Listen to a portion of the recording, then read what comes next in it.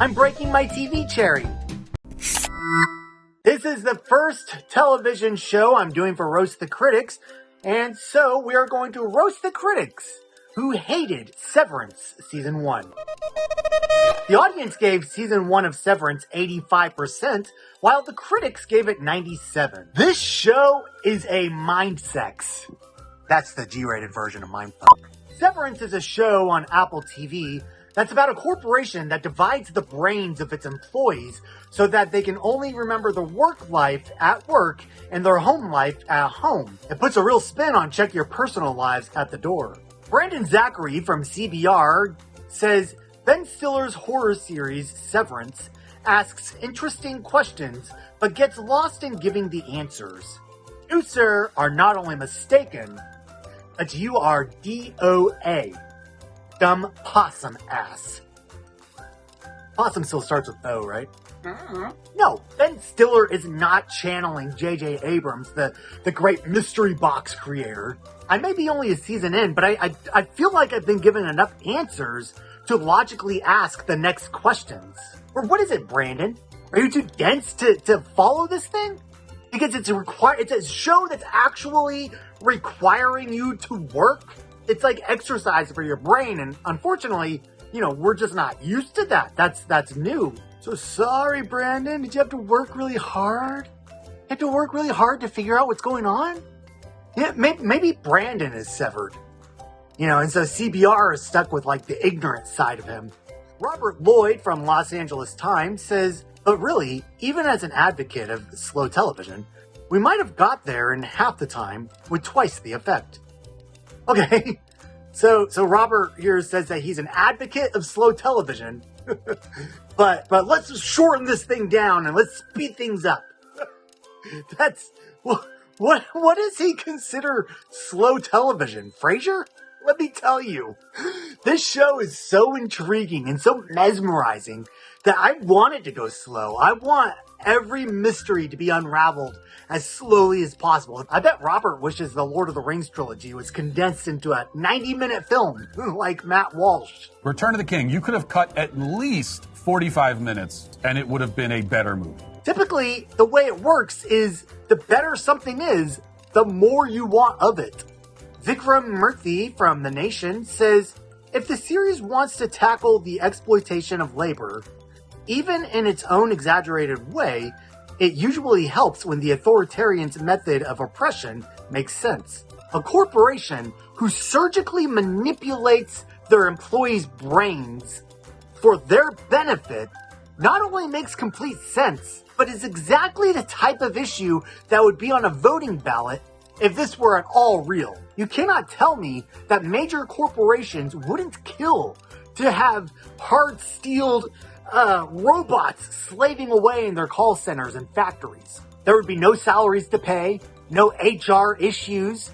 They wouldn't have to continually fix the facilities or redo the break room. None of that. And yet they would still get everything done that needs to be done. They would still have all of their financial needs met.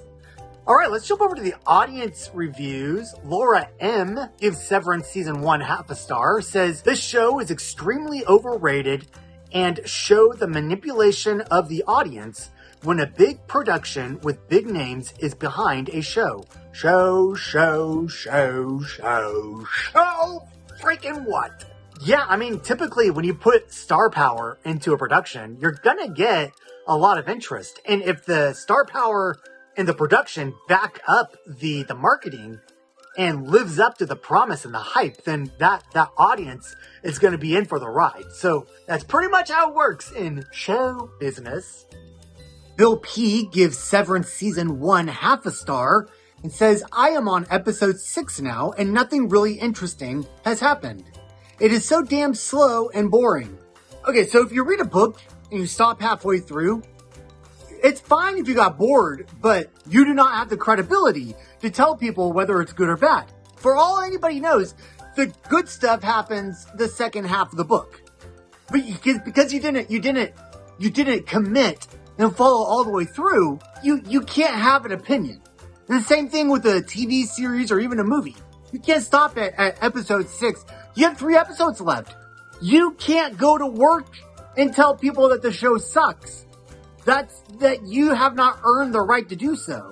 And you can't go on Rotten Tomatoes and claim and give it half a star and say that it sucks. You need to watch the whole season because you know what? It's a mystery and it's all going to come together.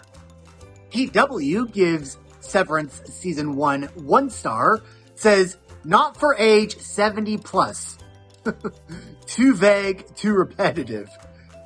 You know, I can't think of a damn thing I would recommend for anybody over 70 that's come out in the last 20 years. You're either going to grow up to be one of those, elderly folk who's with it or is not.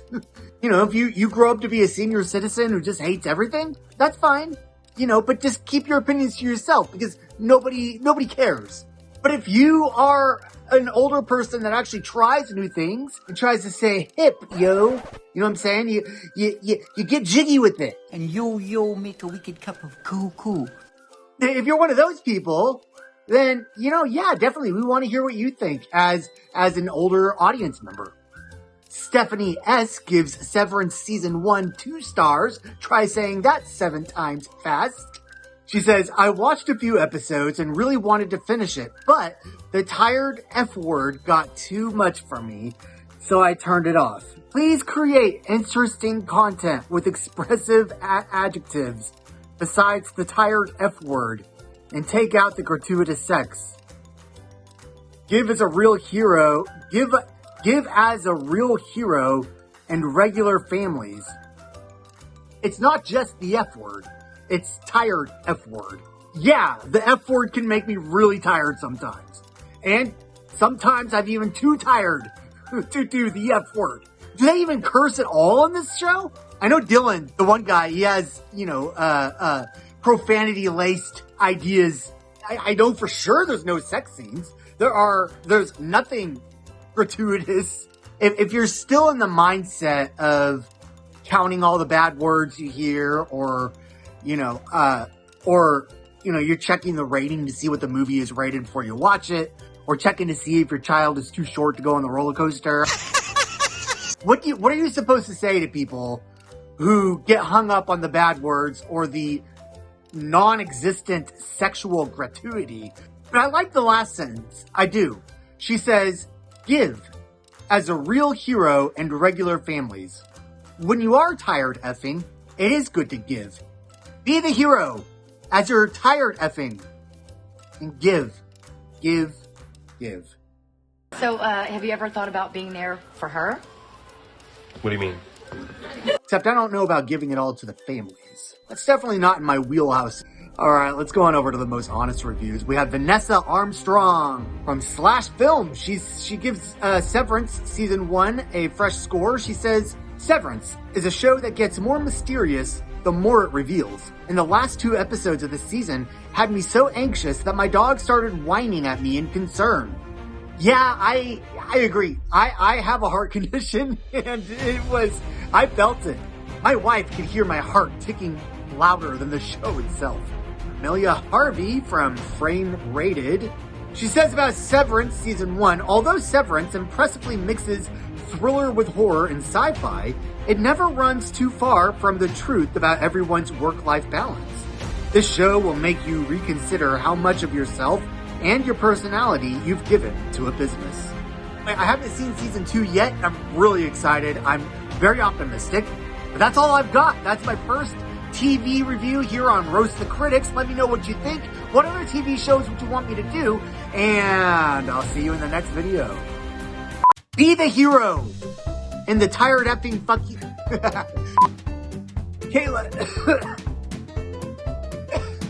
Kayla Cobb from Decider.